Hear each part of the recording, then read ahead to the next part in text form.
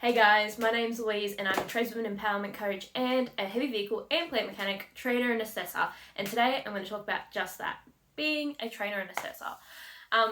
It is a pathway that any tradesperson can take. After doing a trade, it depends on where you want to go. There's so many different pathways, and becoming a trainer and assessor is the one that I took and the one that I love and I really, really enjoy it. It definitely feels like the right place for me to be right now. I become a trainer and assessor in 2019, was when I started officially in a position, and I worked in that position for 2 years before now going off and being a contract trainer and assessor. So how do you even become a trainer and assessor? So pretty much what you need is your trade, 1 point.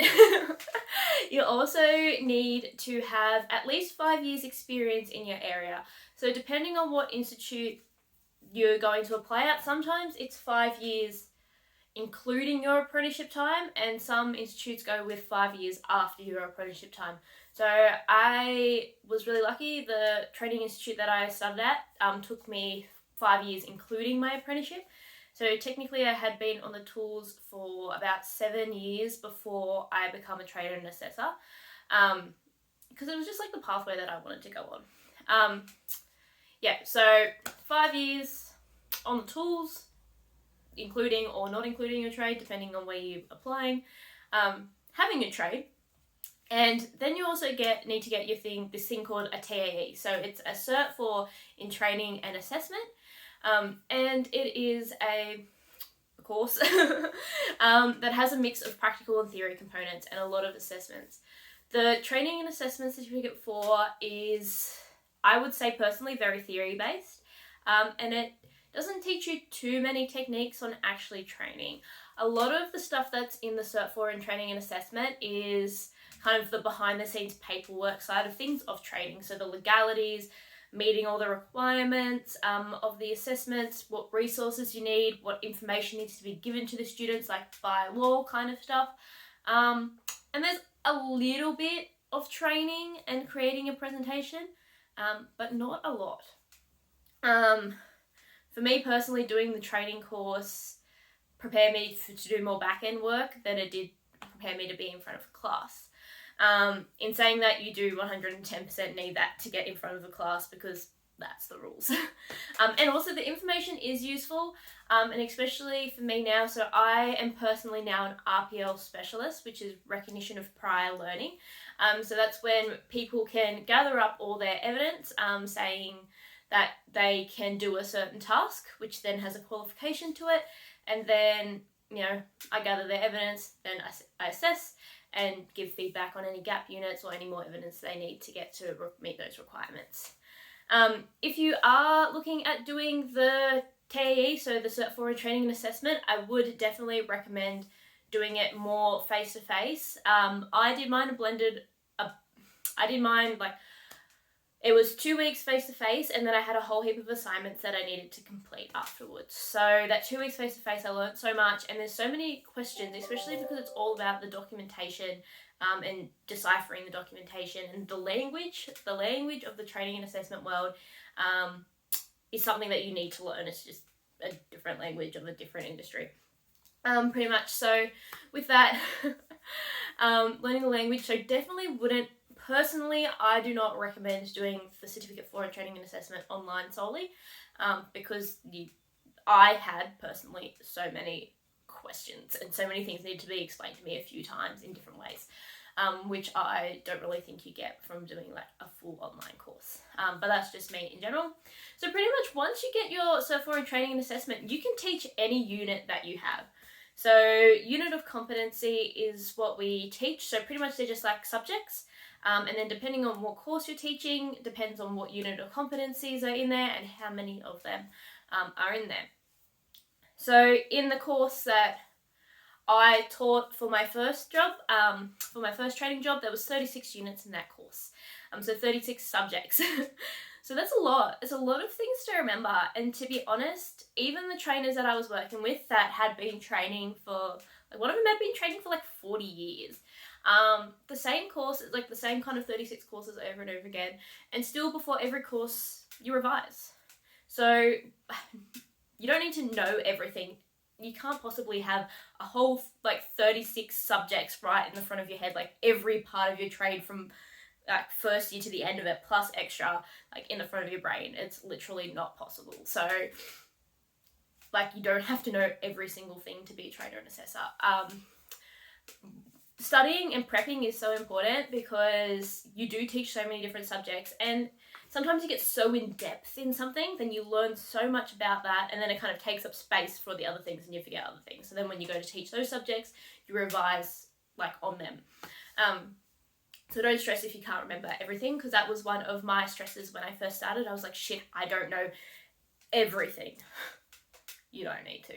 Trust me. And you learn so many different things. I learned so much about my trade being a trainer and assessor because you got so deep into things and you were really focusing on one particular subject at a time, which was awesome.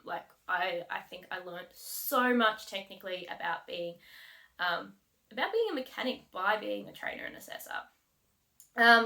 If you are thinking of being a trainer and assessor, would definitely recommend doing some volunteer work training. So I personally volunteered with the SALT group for a few years before I become a trainer and assessor, and that was really helping me get my practical skills up. We were teaching a basic tools workshop, and that really got me used to being in front of a group and the different questions that people would ask, because people tend to ask some really left field questions that you cannot prep for. Some questions are just so left field you just can't even prep for them, which is, I don't know where these kind of questions come from, but they're usually pretty interesting. And a big thing for me is recognizing and not trying to make stuff up to fill the gaps. So if a student comes to me with a question that I don't know the answer from, I'll be like, oh, sorry, mate, I don't know the answer for that. I'm actually going to look that up, and then I'll tell you after the break. And I have learnt so many things by doing that, by taking that time to research and then learn things. It's been awesome. Being scared of the students is real. I don't know, for me, I am quite short, I'm small stature, and I teach a male-dominated subject. I teach heavy vehicle and plant mechanics, and now doing RPL, I teach adults, people that have been working in the industry for, some of them, I, assess their stuff. They've been, spinning spanners, before I even was thought of. It was crazy. It is crazy. And yes, it sometimes can be daunting, but realistically, we can all learn something from someone. And depending on our background, depends on what kind of stuff we know. If you're thinking of becoming a trainer and assessor and you're worried that, oh shit, the students might know more than me, then, you know what? They know different stuff. They don't necessarily know more. They just know different things. And you will know, and you will study what that course is about, and you will know what they need to know. There is a list of requirements for every unit of competency. That is what needs to be taught in that subject. And as long as you know them and you have them down pat, that's all you need to know to teach that subject. Knowing anything else is a bonus, and that honestly comes a long way, especially for me teaching trade upgrade students. It is amazing. I pretty much lead a conversation. The way that I train is leading a conversation. I really enjoy doing that because I just kind of guide the students to talk about the things that they need to know. And as they're talking about them, I'm listening to make sure that they're ticking off all the things that they need to know. So the way that I do that is I generally ask, hey guys, anyone worked with A, B, or C? And a few people might put their hand up, like, oh yeah, go, what's your experience with this? And they're like, oh yeah, cool, this happened and this had went wrong, and we went on this different path, but then we needed to come back and fault find this. I'm like, cool, yeah, so do you know, where did you go wrong? What's the purpose of that test? That kind of stuff. And then someone will be like, oh, that's a really good idea. I never even thought of doing it that way. And they'll be like, oh, so how do you do it? Oh, I do it this way, and this gets this result, and it's quicker, or it's slower, or you need this special tool. And be like, oh yeah, guys, cool. So what's the difference between that tool and that tool? Why does it help you? Where do you plug it in? What pressure's coming out of that system? And I really like to teach a class that way. I find it so enjoyable. The students don't even realise that they're learning because they're listening to each other's stories. And I think it's really amazing to watch that happen. That's just me and my personal teaching style. I can portray information, especially, sometimes you ask someone, hey guys, has anyone done A, B, or C? And then you get this kind of back and you're like, okay guys, so one time I was doing this job and this happened and this led to this. Alright guys, let's go out in the workshop, let's have a look at this. If you haven't seen it before, let's go get some eyes on it. Okay guys, you know, this is what it looks like. Has anyone seen this before? And then one or two might put their hand up. Okay. You know, this is what this does, that's what that does. If you don't have the equipment there, you know, put up a picture. That is personally how I train. And I find training so rewarding. I love seeing the students be like, oh, that makes so much sense now. Like, that is the best thing. Like, I like live for that moment when people are like, yes, it all makes sense. And sometimes for people it takes longer and some people get it super quickly, but it is an amazing experience to see that and it makes my heart so full. I absolutely love it. Yeah, so now I'm a contract trainer and assessor. So what that means is I work for a company that then works for an RTO and I do 20 hours a week. I am currently, so I don't know if you watch my what do I get paid video, but currently I am on $80 an hour and I do 20 hours a week of assessment from home. At my last training and assessment job, I was on $96,000 a year. That was my starting. But before that, I had been offered a job that was $60,000 a year, doing the same work, training and assessing. So it all depends on what industry and what area you're in, and the demand as well kind of affects how much you get paid. But I think it's definitely a worthwhile job. It definitely does have its good and bad days, like everything. Some of the kind of issues that I've come across is sometimes when you go to teach a subject, there might not be any learning resources. The assessment might be outdated, and you know there might not be the equipment there that you need. So sometimes that can be a bit frustrating, but generally you can overcome that. And if you're working with a team of trainers, you can always bounce off them. I was going to say everyone's friendly. I will say 90% of the people in the training world are friendly.